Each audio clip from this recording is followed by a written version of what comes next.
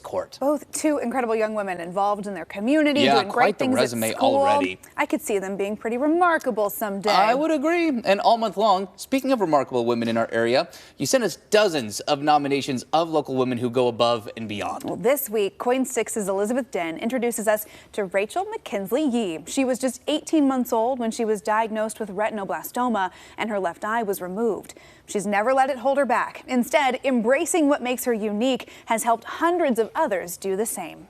The people in this room have a special connection to Rachel McKinsley Yee. Should I put a butterfly on this fun eye? How this community came together begins with a video Rachel shared on social media more than 3 years ago. Y'all were pressed about the eye. It's her response to comments made about one of her eyes in a previous post. From now on, I'm not wearing this one. We're going full send. We're going gold, baby. I want y'all to know I'm not hiding nothing. That moment she publicly put in a sparkly gold eye marked a big change. It just shifted. It feels more natural to wear this because it feels like I can enter the conversation at the same level as everyone else. After that happened, things started to blow up. The momentum sparked the creation of another social media page. Just to share the stories of one-eyed people because there weren't support groups for me to send them to. Rachel became a role model for people like Gracie. A moment I wake up. As a toddler, Gracie lost an eye to the same cancer Rachel had, and when the girl wanted her own fun eye, Rachel raised money in an instant. You guys are nuts. It has been 5 hours, and you have already raised enough money to not pay for one, not two, but 3 cool eyes. That was the birth of the Fun Eye Fund. The Fun Eye Fund was created by hundreds of people from all over that wanted to help this little girl have bodily autonomy and take back the narrative and enter the conversation with pride and joy that she's overcome something. The charity has now given more than 300 unique prosthetic eyes. Designing them the way each recipient requests is Portland ocularist Christina Leitzel.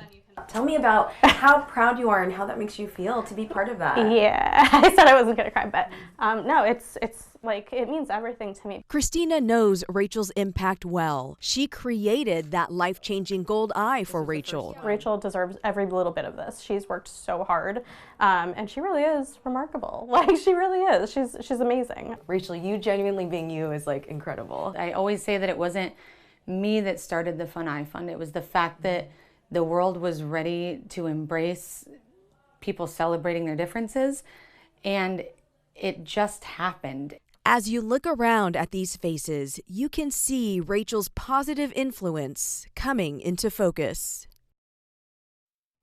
Elizabeth Den with that incredible story. Wow. And Rachel joins us here on the couch this morning. Good morning. Good morning. So good to have you here. Thank you for having me. Congrats as being named a finalist. Thank you so much. I'm curious, what was your reaction when you heard that you were going to be featured in this year's Remarkable Women? I was actually in a thrift store and I got the call and I didn't recognize the number, so I was just letting it go to voicemail. And then Sally, who nominated me, called me. She's like, "You're going to want to go listen to that." And I started crying in the thrift store. I'm like, I'm going to have to go. Oh my gosh, that's incredible. It was such an honor. Yeah, well, it's wonderful to have you here, and you deserve to be here. Your story is remarkable in every sense of the word.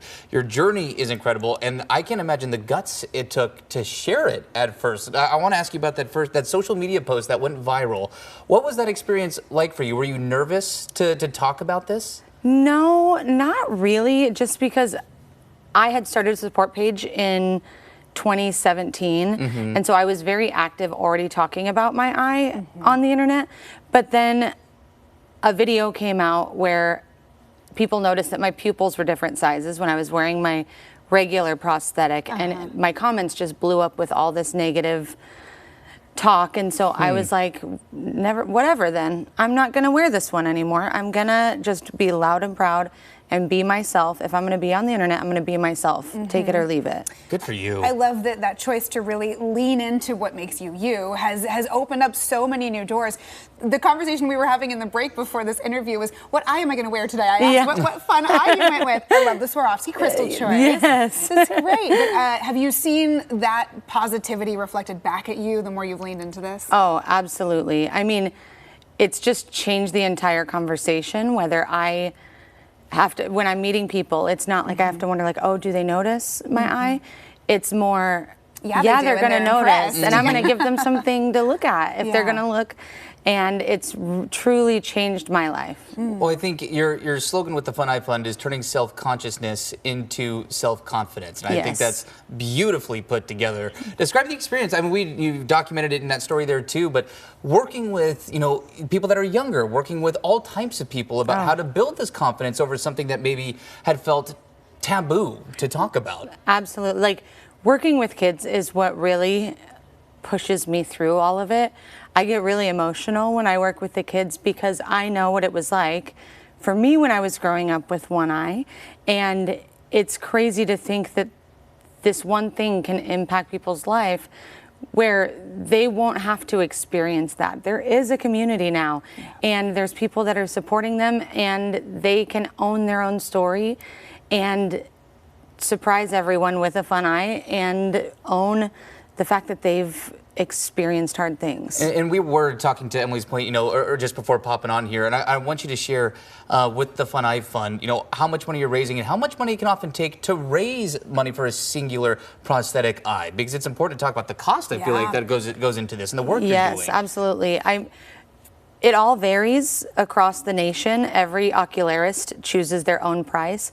So I've seen them cost anywhere from $5,000 to $20,000. Wow. And sometimes there may be a slight discount if you are getting a fun prosthetic, if it's an additional one. But even then, there's a lot of ocularists in the United States that aren't willing to do it, which I totally understand. They've worked their whole life to be able to perfect making it an identical match, and we're here asking them do something crazy. And so I'm very grateful for our ocularist who makes it all happen and is so giving. That's really cool. And just what a way to turn this around and help so many other people in the process.